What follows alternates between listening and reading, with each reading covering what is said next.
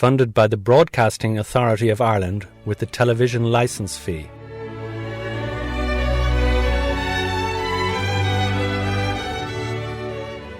Over the years, many Irish missionary women and men have done Trojan work in various faraway lands, whether helping to establish and run schools and hospitals in Africa, working with AIDS sufferers and for social justice in Asia, or 1,001 other similar scenarios. What unites such missionaries is their undying passion for life and social justice.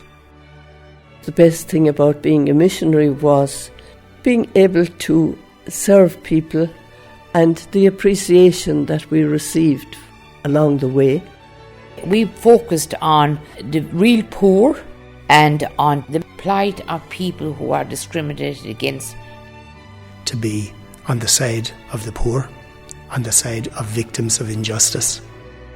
We went to help the people. Helped them to better their lives, helped them to be educated, helped them to see the value of themselves. And there was a great sense of satisfaction when you saw the people, how they were empowered with the little help that we were able to give them.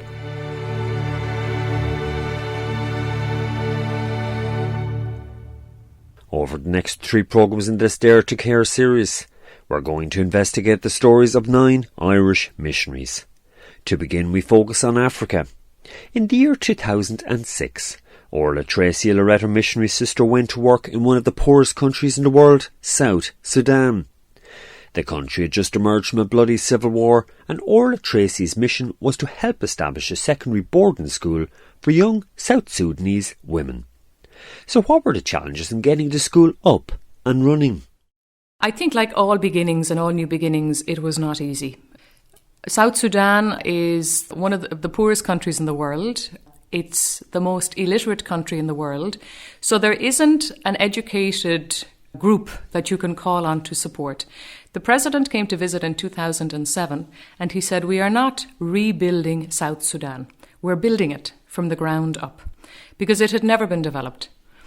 So we were looking at quite an extensive building project to try and get the boarding school going, and it was very difficult. Everything had to be brought in from the neighbouring countries, including staff, including the materials, food, everything you can imagine had to be brought in from neighbouring countries. And that brought with it a lot of logistical problems. If somebody tells you they're going to have it ready next week, in European standards you expect it to be ready next week. But in the standards of where we were coming from, next week probably meant 3 months down the road. So when a building contractor in the beginning was telling you the building be ready in 6 months, really it was 2 years. So it was quite a struggle for us to incorporate ourselves into the local environment, not necessarily the culture, but the understanding of the logistical procedure or the building procedures or the work procedures that go on, because everything was very elastic and time frames kept changing. So it actually took us 2 years to have enough of the school built that we could actually start the school. So just how did that start-up go, Orla Treacy?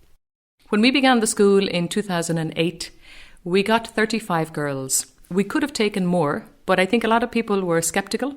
There isn't a tradition of educating girls in South Sudan. I think in the last statistics, it's 1% of girls are educated in South Sudan. 1%? Yeah, 1% of girls managed to finish secondary school.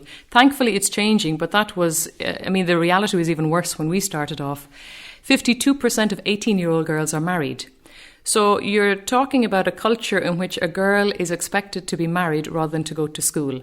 So there was a lot of challenges for us and even for the girls coming to school. I had never stood in a boarding school in my life, and here I was in South Sudan working in a boarding school. We had teachers from Kenya also who came to work with us. We were all very foreign, we were all very different, and the girls themselves had never been in what I would call an organised primary school. So they had no concept that a teacher could come to class and stay with them, or different teachers could come and stay with them all day. Unfortunately, in South Sudan, half our teachers are not qualified. So you have a challenge where teachers themselves, they're not so motivated financially. Their salary is down to, I think, €1 a month from the government. So it's not a career that people are motivated in. So girls were going into primary schools and they were often ignored as girls, or teachers were not coming to class. So they weren't used to an organised system. And we were, I suppose, coming from a European context, we were very organised, we were very focused, and we knew what we were doing. It was difficult. The girls themselves were coming from different clans. They were not understanding each other's accents or dialects. They were coming from traditionally feuding sides. So they would have grown up with stories of these are your enemies, these are not people to trust. And there was a lot of mistrust and there was a lot of tension in the early months. I think really it took us 2 or 3 years to slowly settle the system. The other added problem was that the first years coming in, they didn't have a mentor to guide them.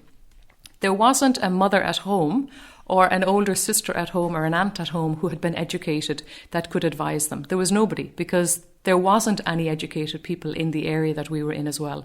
So that became another problem for us. But thankfully, as the school developed, we were able to introduce a very nice mentoring system. So now when a first year comes in, she's adopted by a second year. The second year is the mother. The first year is the daughter. The third year is the grandmother. And the fourth year is the great-grandmother. So if the first year comes in and has problems in adapting to the school, it's the job of the mother and the grandmother to advise her within the school. So we don't really get involved too much in the early disciplinary problems of students coming into school because we know it's a huge cultural shock for them to come into a school like ours. So it took a lot of time. We had a lot more steps backwards than we had steps forwards in the early years. But thankfully, we've been able to live to see the difference and things have changed and are continue to change. And I'd say it must be kind of soul nourishing and very satisfying in a way that, you know, girls are getting the options in their life for education if that's the way they want to go. When we started the school in 2008, the community told us the girls won't come. Then they told us, okay, the girls will come, but they won't finish secondary school. Then they told us they'll finish secondary school, but they won't go to university. Okay, they'll go to university, but they won't finish university. So we got all of these very negative messages from the beginning. Happily now, 90% of our first graduates have graduated now from university. And those girls are now taking up good employment in different NGOs, different organisations around the country, and they're now able to support their own family. So there's a huge cultural shift in understanding as well for families. Traditionally, girls in our culture are considered for their cow value, for their bride price. So a girl could be married for 200 cows or 100 cows, depending. So the parents are focused on that and they don't see the girl having any other value. Now, all of a sudden, after a number of years, parents are beginning to realise that the girls can have that and more, that they can actually get educated and bring in a monthly salary to the family and benefit the family. And I think Africans, more probably than Europeans, they have a bigger sense of the collective responsibility for their extended family. Probably traditionally we had it, but I think the government has come in and helped with social services. But in Africa, and particularly in South Sudan, I would see it, there's a very strong sense on the collective. So the girl works, she's supporting a wide, extended family. And she's now supporting younger siblings and relatives to be in school themselves. So that's been a huge change for us and a wonderful journey to be able to live with them. In the year 2013, after several years of peace, civil war erupted in South Sudan.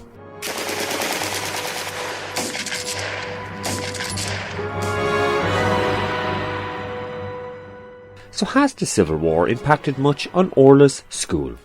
The conflict has spread to different areas. Thankfully, in our town, in Rumbek, we are not in the eye of the storm, but we feel the effects of it. And I think among the effects would be the availability of arms. So we would have a lot of insecurity at different times over the years. Hunger is obviously a huge issue for us. We're a population of 11 million people. I think we're 9 times the size of Ireland.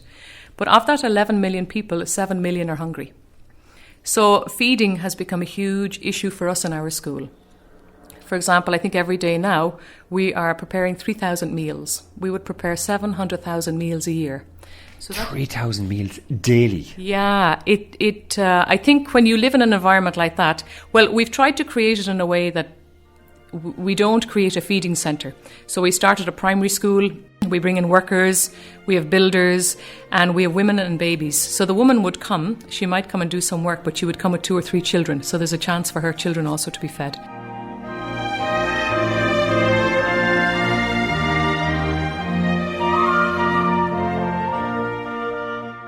as Orla Treacy just briefly touched on, in recent years she and her colleagues started a primary school. The primary school is now bigger than the secondary school, and it's a bigger project for us. We have 1,150 boys and girls in our primary. We've divided them into the morning shift and the afternoon shift.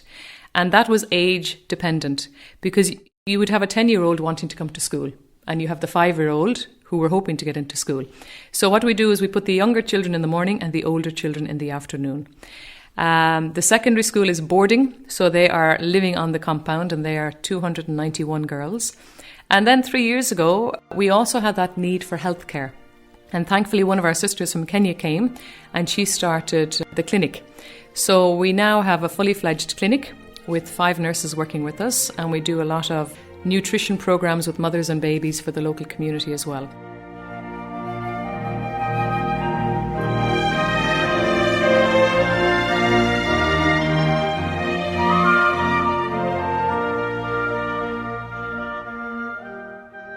And veering away from the work of Irish missionaries in Africa and turning our attention to Asia. From the year 2003 onwards, Mary Dillon, a Columban missionary sister, went to work in the Asian country of Myanmar, also known as Burma, in conjunction with a medical clinic run by MSF or Médecins Sans Frontières in Myitkyina City, the capital of Kachin State in northern Myanmar. Mary worked alongside a local woman named Lucy to help HIV/AIDS sufferers there. Lucy and I, we started what we call a home-based care program. So we used to go out and visit the people in the locality of Myitkyina, maybe a radius of 12 miles around Myitkyina, who were known to the MSF, Medicines Sans Frontières clinic, to be HIV positive. So what did we do? We gave nutrition. We gave rice, which was a staple food of the family. We gave nutrition to the HIV positive person. We made sure they took their medication and they knew when the next appointments were. We brought them to the clinic if they had no way of travelling there. If they died, we buried them. If the children had because the mother or father or both were HIV positive, they had no way of earning an income, so we paid for the children's school fees. So we really took care of their basic needs. So in the middle, as that began to develop, I knew you'd need a quite big bank book to take care of all the families that was involved. It wasn't just going to happen out of thin air. No. So I decided at that stage that I really needed a shelter. So in 2006, I opened a shelter for about 30 patients. Now, our shelters were very basic, but they got 3 meals a day. They had living facilities, they had showering facilities. We supervised our medicine. We paid for a lot of our medicine that wasn't supplied by the clinic. And they found a home. So really, the shelter became a home where people who felt themselves totally discriminated could come in, could stay, could be happy there, could share their story with other people who were not discriminated against, and who felt everyone secure. was in the same boat. Everyone was coming from the same angle, so to speak, and it was a kind of united we stand, and we're going to get through this. Exactly. So from 2006 until 2016, I facilitated these patients with a place to stay and to feel secure while they were receiving their treatment at MSF. So after about 3 years, I added another extension to the house because it wasn't able, we had too many patients really. So Trojan in Ireland financed the building of that. So we ended up with accommodation for about 60 people. So we would have about 550 people came to stay there in a year. Most people stayed at least 8 weeks. Some people could stay 6 months if they weren't able to go home. The majority of our patients were men, but we also had maybe women, quite a good few women. Most women, their husbands already had died. And I'd say about 10% of our patients were children. Wow, so all categories of society were there, yeah. Because this is a disease, it's indiscriminate in its victims, so you were dealing with the whole jalopy, Mary. You had all not alone, you had all types, both male and female and children. You had people of all tribes there. And really, if you look down at the statistics in any one day there, the majority were Burmese. So you had Burmese and Kachins and Karins and Rakhines. You had all types of people there. You had all types of religion. Majority would have been Buddhists there.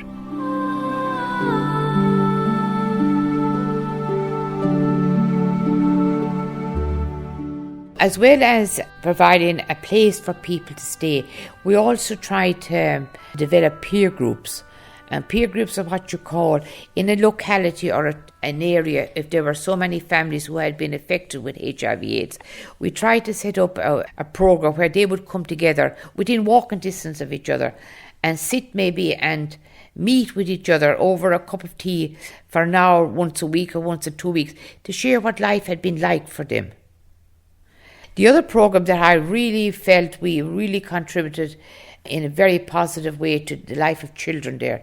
So we after about 4 years, I was at home in Ireland 1 year, and I was looking at my nephews and nieces, and they're all gone on European or international holidays, and they have rooms full of toys and games they had never used. And I said to myself, here are these poor children out in Missionary, and you'd have a 10-year-old, a family there where the father was dead, the mother was sick, and there were 5 children in the family, and the eldest girl might be only 10, and she'd be up there in the morning before she went to school trying to cook rice to feed the family for the day because the mother wasn't there to work. So I said to myself, these children need a holiday. So we started what we call a summer camp. So it ended up taking 150 children who were HIV positive into a compound that provided sleeping accommodation, eating accommodation and recreation accommodation for children for 10 days every year. So you had to get permission from the parents, you had to go out to collect the children, you had to bring them in, you had to provide all the food, and you had to provide a work kit, and you had to provide clothes for them, and a clothes kit, and you had to provide a sports day for them. And every year it was 10 days of hard work, but 10 days are the most rewarding work you could do. And we also... Why was it so rewarding, Mary? It was rewarding because these children, the joy it gave to them, even to buy a hula hoop or a skipping rope or a ball, they didn't have them. But also we were able to link in with Save the Children. It's an international organisation, but they were local members. And we found 2 very good guys. One was a psychologist, I think the other was a sportsman. And they came, those 2 same guys, on a voluntary basis, they came every year to educate the children on care of themselves, respect for themselves, how they protect themselves, how you live being HIV/AIDS positive, how do you live? If you're a teenager today, how do you share that with your friends? Or if you have your first girlfriend, how do you tell her, I'm HIV positive? So they did marvellous work with the children.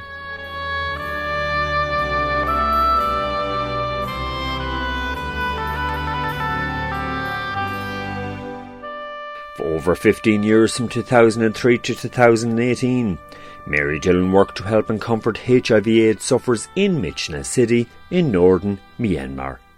Eventually she delegated management of her shelter for HIV/AIDS sufferers to a female work colleague belonging to the Franciscans. The group was called the Franciscan Missionaries of Mary.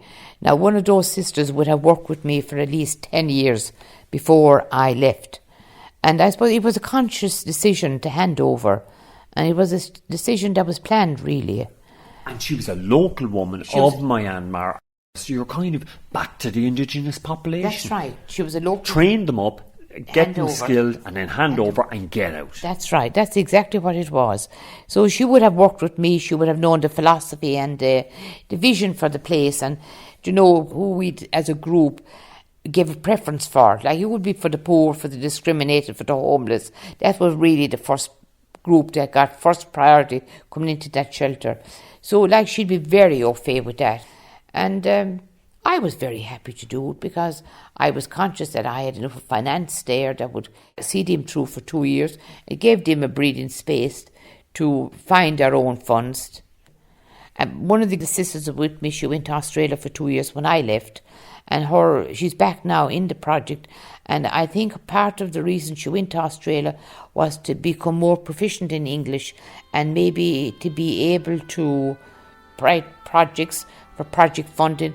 Without being able to do that, it would be very difficult for them to maintain the place financially.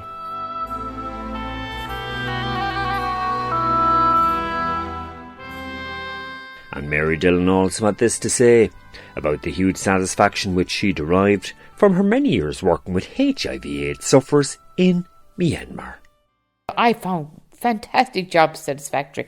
I suppose if you are a job satisfactory for me can be very simple. If you see a woman there who has been in there for 4 months, who has come in and not able to walk, wasn't able to eat, who responded to TB treatment, who responded to HIV/AIDS treatment, and to see her going home and coming back 3 months later, has put on weight, has started work, was able to be with her children, I think is the biggest satisfaction in life you can get.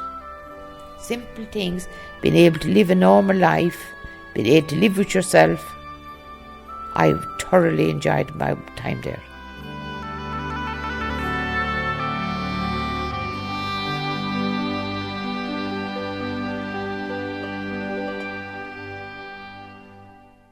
And veering away from the work of Irish missionaries in Asia and turning our attention once again to Africa. In the year 1966, Christian brother Greg Kennedy, originally from County Laois, went on the missions to South Africa. Over the next 50 years he worked as a teacher and principal in various schools in South Africa and neighbouring Zimbabwe. For example, in the first half of the 1990s, Greg Kennedy became principal of St Bernard's High School, situated in a black township called Botshabelo in Bloemfontein, South Africa. I was appointed as principal of a township school, what I call township, in a black area. I said I'll take the job on one condition, that I live there. It's in a place called Bloemfontein, and I live there. What was it like? Probably one of my finest hours. Really? Why? Why is that now? Because I was so accepted by the people. They were crying out for an education.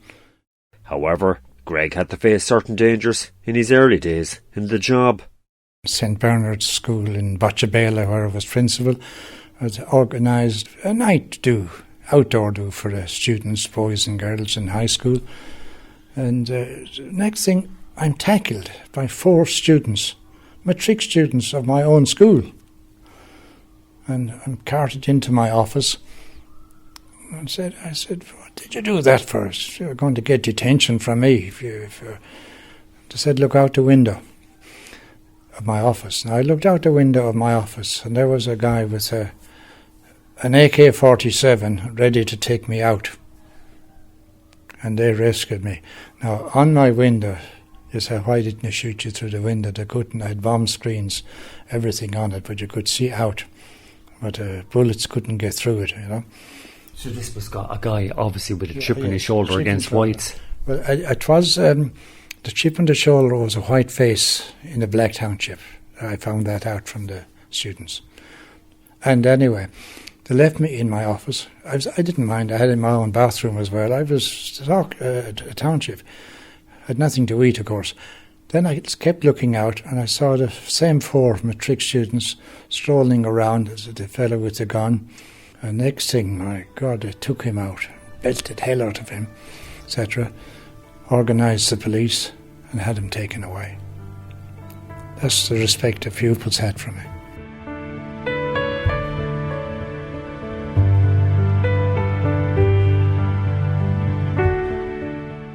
The only drawback I had there was there wasn't one qualified teacher on my staff. Wow. And why was that? Just couldn't get them? Nobody bothered about them. They just got in volunteers. And I said, I'll have to do something about this. So I called a staff meeting after being there for a while. We had a manager who was an oblate priest, a wonderful man. All you had to do was ask him for money and he gave it to you, you know. I had no questions asked. But anyway, I didn't ask for money.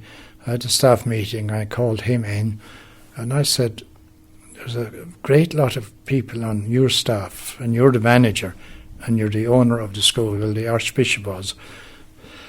I said those teachers should get off all extramural activities, and they should go up to Vista, there's a university within walking distance here, and they should all go and get at least a BEd, which is a Bachelor of Education, or a BA, whatever it was. Get a qualification. Because I even said the day is coming when the department is going to start paying salaries for teachers and principals in this school. I knew that was coming. It was only happening in township areas, not in white areas. No. Because you were on the verge now of Mandela. We're into the 90s now. Mandela is about to become president, 94 onwards. So we're in about 93 or thereabouts. That's when it is. So it's a totally new regime, just over the hill, so to speak. And to make it short, Das said, the manager says, who's going to do all the soccer and netball? I said, I am. And I did. Well done, Greg. I took the boys for soccer, the girls for netball. So I took everything until all teachers were qualified. And would you believe it? I said to Father Das, I've done my job here. I'm leaving. I told him, I said, I'll wait until your teachers are qualified. And how long did it take? About how long now? What year are we into now? I gave them about 5 to 6 years, I think it was, just to make sure. Normally they needed 4 years. And the lady who took over, I'll get her name just now, she says, won't you stay for 1 year to help me out? I said, you've been watching me for at least 5 years. You know enough about everything. Goodbye. And I was gone. And that was it. And she did a marvellous job. Now, I'll tell you, she did such a good job that the Department of Education stole her from the school and gave her a job of Inspector of Schools. Wow, that's how good she was at the work. I knew she was good, actually, you know, but she was. And luckily a man took over from her, also one of my own products, if you like, was on my staff. He took over and he became principal. And one of my past pupils, and I think he's still there, became principal of the primary school. A lovely lad, you know. And so it was great to be able to walk out. I call it handover. I did handing over in 3 schools. That was one. I handed over to a layperson in Bulawayo, to the man I told you. In Zimbabwe? In Zimbabwe, and then I handed over to an Irish man called Jim Condell in Boxburg. In South Africa in the 1980s? 1980s, yeah. Handed over to him.